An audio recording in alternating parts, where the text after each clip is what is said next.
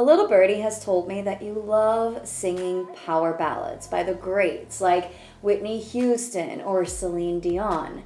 Now, singing these power ballads is not easy, I'm not gonna lie to you, but there is a way to do it, and that's what today's exercise and video is all about. Hey there singers, it's Lara Chapman from VoxTape Studios, an online studio where we help transform singers into artists through working on vocal skills, techniques, and artistry. When I think about power ballads, I think about three major things. The first one is the big, powerful, and belty notes, usually towards the end of the song. I am pretty sure you know what I'm talking about here, right? It's the "and I" at the very end, for example, or "anymore"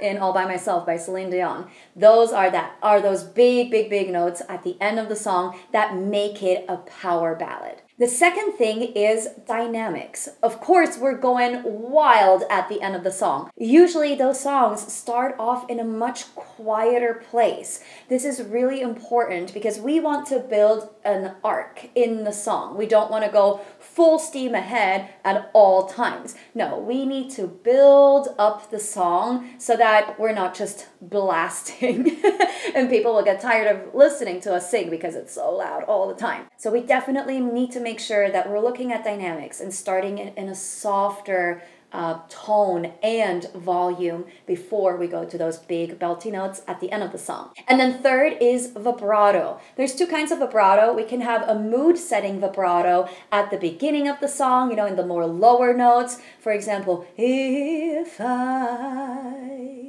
There's vibrato right there, that shake in the voice. That really kind of sets the mood for the song. Or then in the bigger notes, like here, and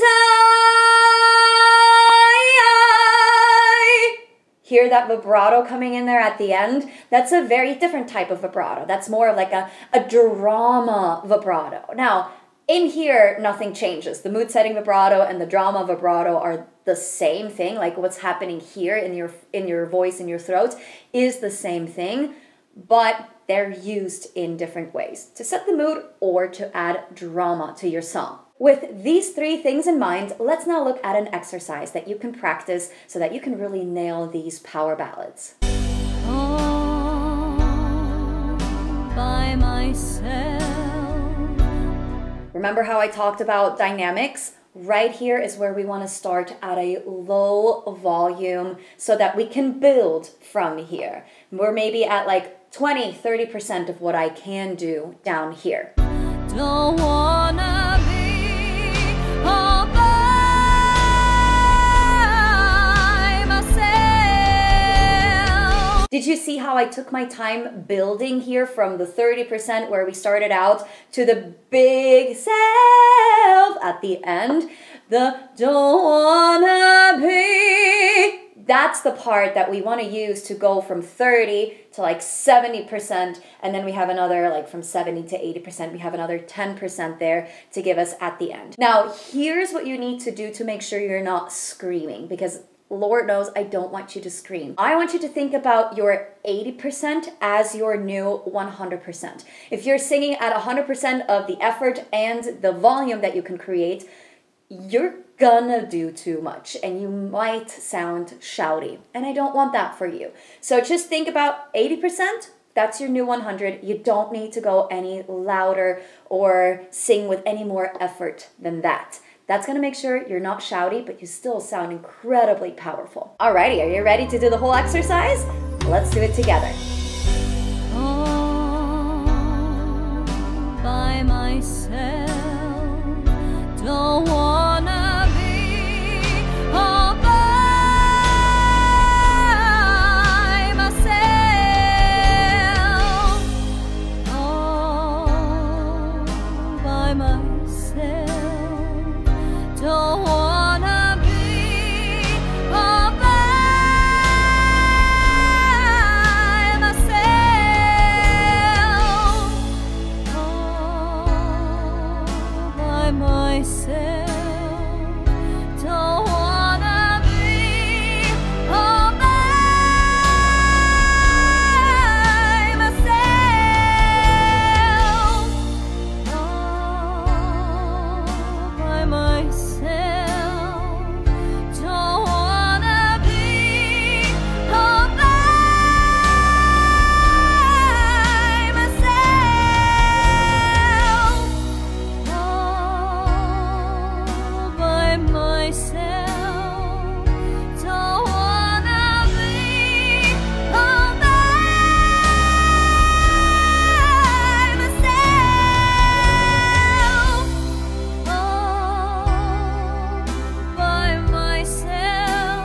a breath here. Good. Now open your mouth.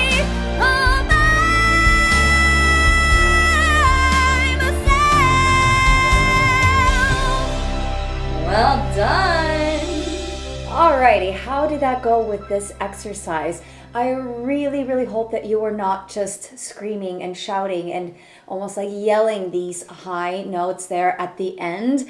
That is just gonna lead to a lot of not pretty things in your throat. I don't want you to walk away from this exercise with a vocal injury. So just remember, 80% is your new 100%. Don't start shouting. Like I said before, I am basically a recovering screamer. I used to work way too hard.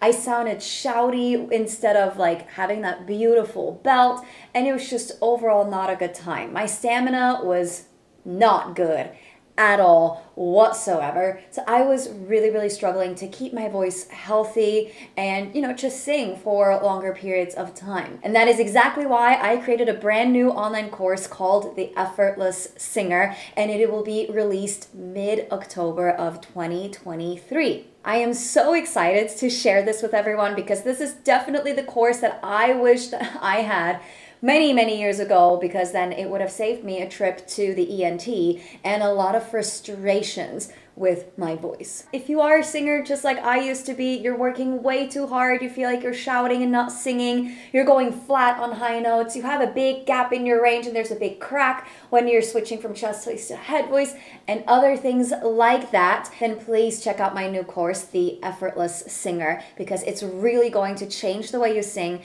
and it's going to keep your voice healthy for an entire lifetime. For more information on this course and its smaller sister mini course, to help you just kind of like get an insight into what that would feel like, check the links in the description box below. Check out these videos next for some more vocal exercises, and don't forget to like and subscribe if you did indeed enjoy this exercise and this video. Thank you so much for singing with me, and I will see you in the next one.